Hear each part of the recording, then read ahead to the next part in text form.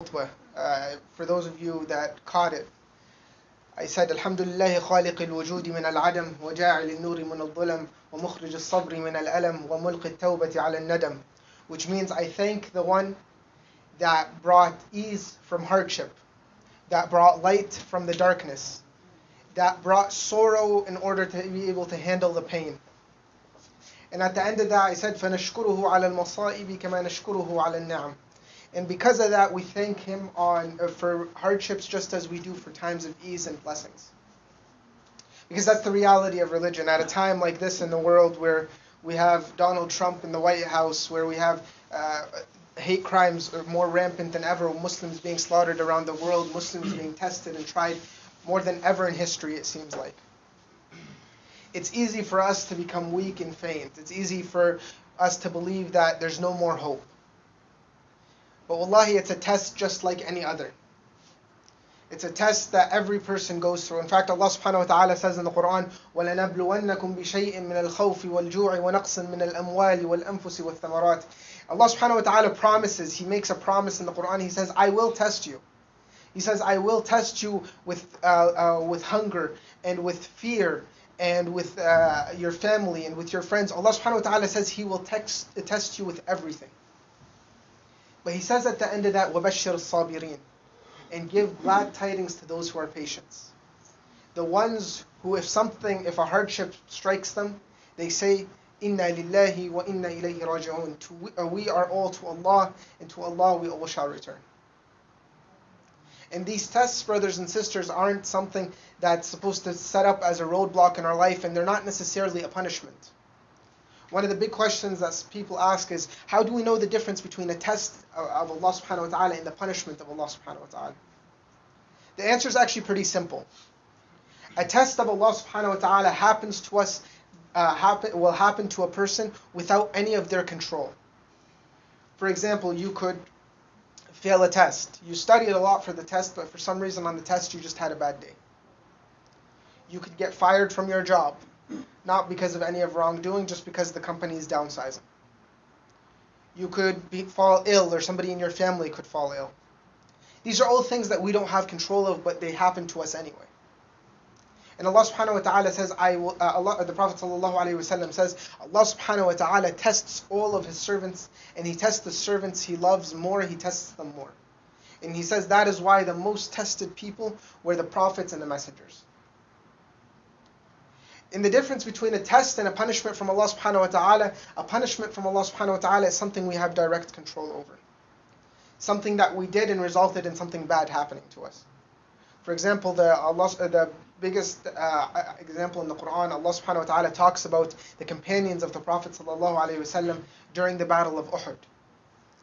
During the Battle of Uhud, the Muslimin were stronger than they were in their first battle, the Battle of Badr. But they lost the Battle of Uhud. And the Muslimin started to question. They said, we were outnumbered in Badr 3-1, and yet we not only defeated them, we put them to shame. And now we're losing when our numbers are closer? What is this? Where did this come from? Allah subhanahu wa ta'ala says, that's from yourselves. You guys disobeyed the command of Prophet Muhammad sallallahu alayhi wa sallam. You guys left your post. That's your fault. That's because of your doing. And that's the difference between the test and the punishment of Allah subhanahu wa ta'ala. Now something like we see what happened today, the whole situation with Donald Trump in the White House with hate against Muslims, we don't have control over that. But nonetheless, it's a test from Allah subhanahu wa ta'ala. And it's, at the end of the day, for us, it's to be handled just the same way as any other test. When the Prophet Muhammad sallallahu alayhi wa sallam's son passed away, he walked out in front of the Muslimin and he was crying. And all the Muslimin, having heard about patience and hardships and struggles, they looked at the Prophet sallallahu alayhi wa sallam and they said, "Atabki ya Rasulullah, are you crying, O Rasulullah sallallahu alayhi wa sallam?" He said, "Inna al-ayna la tadma' wa inna al-qalba la yahzan wa ma naqulu illa ma yurdi rabbana." He said, verily the eye will tear up, the heart will ache, but we don't say except what pleases Allah subhanahu wa ta'ala. And that's just like that is just like this test that we have today. It's not going to be easy. It's not meant to be easy. It's meant to be a trial, to be a tribulation, to be something that we really struggle with. But the reward is always great. It's about swallowing our own anger, our own fear, our own sadness, and working despite it. Representing our religion in the best possible way. Showing who we are as Muslimin in every way and shape and form we can. Showing what we know and what we can do and how we can benefit society. And that doesn't necessarily have to wait till you go back home to the States or to Canada. That can happen now, here and now. With our simple interactions every single day. Who you are, your character, your manners, your mannerisms, how you deal with people, those are the things that represent who we are as Muslimin. Allah subhanahu wa ta'ala says, وَبَشِّرْ الصَّابِرِينَ, give glad tidings to the believers. Because that's at times where it's hardest for us that this matters the most. A scholar once gave an example. He said, the reason Allah subhanahu wa ta'ala tests us is to see how good we are on the inside, to show us, to teach us more about ourselves. He says, imagine you grabbed an orange and you squeezed an orange. If you squeeze that orange, obviously the only thing that's going to come out of it is orange juice. You're not going to see coffee, you're not going to see tea, you're not going to see anything else come out of it. He said a Muslim and a believer is the same way. When you squeeze them, what's really on their insides will begin to show.